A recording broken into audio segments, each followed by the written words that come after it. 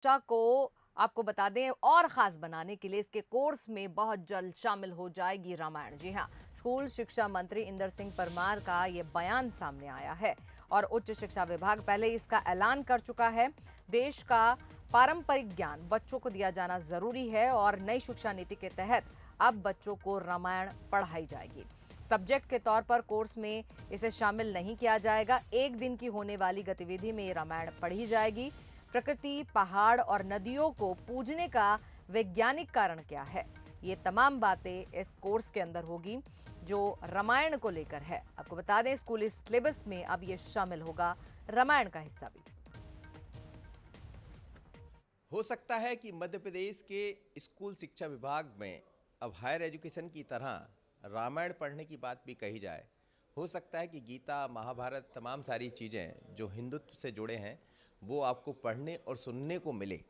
ये भी तैयारी है कि जिस तुलसी की हम पूजा करते हैं उस तरह जितने भी पौधे हैं जो कहीं ना कहीं स्वास्थ्य से जुड़े हैं, आयुर्वेद से जुड़े हैं, उनकी भी तैयारी। मेरे साथ इस वक्त स्कूल शिक्षा मंत्री है। क्या हायर एजुकेशन ये कह रहा है, अलग अलग प्रोग्राम्स भी शुरू किए हैं, उन्होंने विषय भी लेकर आए हैं कि अब रामायण पर भी चर्चा की जा सकती है, रामायण भी पढ़ाई जा सकती है, गीता की बात भी कही जाती रही। क्या स्कूल शिक्षा विभाग भी इस तैयारी में है? देखिए, भारत का जो परंपरागत ज्ञान है, उस ज्ञान को वो कहीं से भी मिलता हो। रामायण से मिल सकता है, गीता से मिल सकता है, महाभारत से मिल सकता है, वेदों से मिल सकता है। उस ज्ञान को समाज में आज पढ़ाने की आवश्यकता है, क्योंकि जब हम अपने परंपरागत ज्ञान से परंपरागत पद्धति से हम पूरे समाज को, विशेषकर विद्यार्थी वर्ग को जब परिचित कराएंगे, तो भारत की उन विशेषताओं को, उन मान्यताओं को बल मिलेगा जिसके आधार पर भारत कभी विश्वगुरु होता था। इसी प्रकार से हम प्रकृति पूजक तो यहाँ का समाज है ही। हम पहाड़ों को पूजते हैं, हम नदियों को पूजते हैं, हम पेड़ों को पूजते हैं। इन सब के पीछे वैज्ञानिक कारण है। हमारा पर्यावरण को लेकर के विशेष महत्व भारत की परंपरा में रहा है।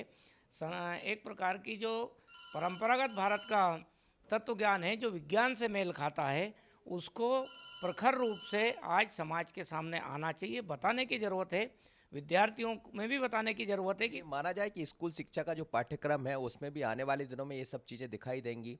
जब स्कूल में रामायण पढ़ाई जा रही होगी तो क्या उसके लिए कोई सप्ताह आप निर्धारित करने की तैयारी में है?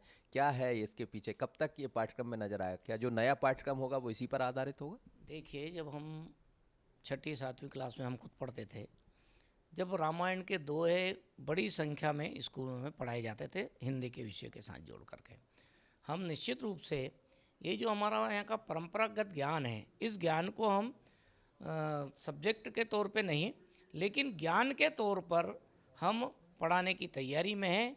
किसी एक दिन अतिरिक्त जो गतिविधियाँ चलती है उसके साथ जोड़ करके नई शिक्षा नीति में इन सब बातों का उल्लेख किया गया है। हम निश्चित रूप से इन विषयों का समावेश करने वाले हैं।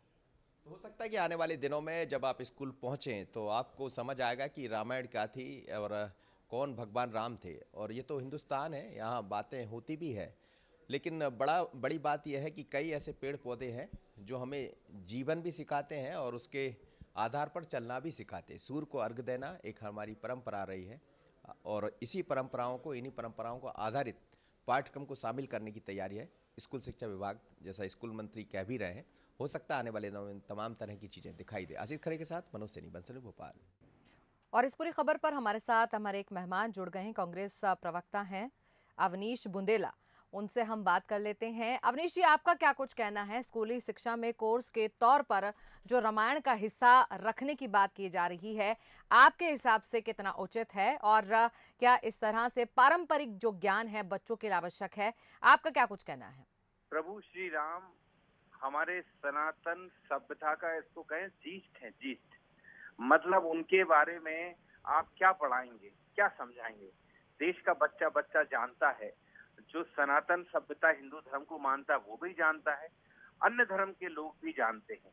अगर आप उनके बारे में और भी कुछ विस्तार से पढ़ाना चाहते हो तो हम स्वागत करते हैं, हम इस पर आपत्ति नहीं लेते। क्योंकि भाजपा चाहती है कि कांग्रेस आपत्ति ले और गंदी राजनीति करे, हम नहीं लेते आपत्ति, ठीक है। लेकिन हमारे कहने का मतलब बस इतना है कि इस देश में हिंदू भी रहते हैं, सिख भी रहते हैं, ईसाई भी रहते हैं, मुस्लिम भी रहते हैं।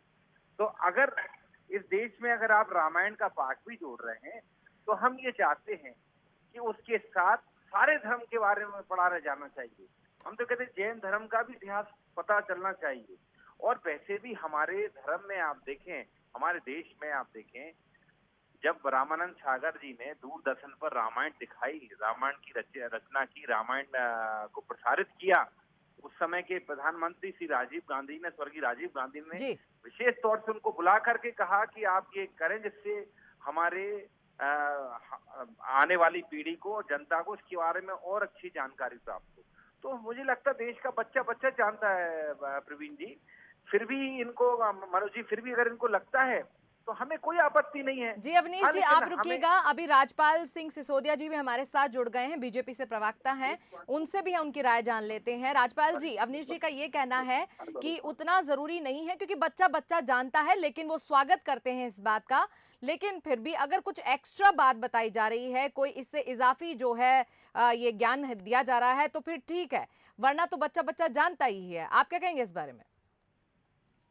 देखिए, जानना और पढ़ना, इसमें बहुत अंतर है। जानने के माध्यम कई हो सकते हैं। जानने के माध्यम ऐच्छिक हो सकते हैं, जानने के माध्यम जो है टीवी चैनल हो सकते हैं, सीरियल हो सकते हैं, लघु कथाएं हो सकती है, फिल्में हो सकती है। पर पढ़ना वो स्कूल में है। वो पढ़ाई जब होती है तो वो सिमिलरिटी आती है। कई बार हम देखते हैं कि अलग अलग चित्रण में अलग अलग तरह के भाव आ जाते हैं, तो एक समभाव से वो हमारे उस ग्रंथ को पढ़ें, उस राम जी के व्यक्तित्व को पढ़ें, भगवान श्री राम किस प्रकार से मर्यादा पुरुषोत्तम हुए, उस व्यक्तित्व, उस चरित्र को पढ़ें। और सच मानिए, जिसने रामायण पढ़ी है उसने जीना सीख लिया है। ये रामायण ही है एकमात्र ऐसा ग्रंथ जो हमें जीना सिखाता है, जो हमें रिश्ते निभाना सिखाता है, जो हमें समाज में हमारे कर्तव्य सिखाता है, जो समाज में रहते हुए हमें समाज को क्या देना है, ये देने का भाव सिखाता है। और मैं समझता हूँ कि इस वैश्विक परिदृश्य में आज जिस प्रकार से वैश्विक स्तर पर ह्यूमन बीइंग ए ह्यूमन, एक मानवता के तहत वैश्विक स्तर पर जिस प्रकार से हमारे कई सारे प्राचीन आदर्श मूल्यों का ह्रास हो रहा है, वो समाप्त हो रहे हैं, उनको पुनर्स्थापित करने में सरकार का यह निर्णय कि स्कूलों में रामायण पढ़ाई जाए, यह एक मील का पत्थर साबित होगा। साधुवाद देता हूं मैं शिवराज सिंह चौहान जी को, धन्यवाद करता हूं मैं भारतीय जनता पार्टी को कि वो इतना सुंदर प्रस्ताव लेके आए हैं। मैं धन्यवाद करता हूं शिक्षा मंत्री जी को कि वो बहुत सुंदर प्रस्ताव लेके आए।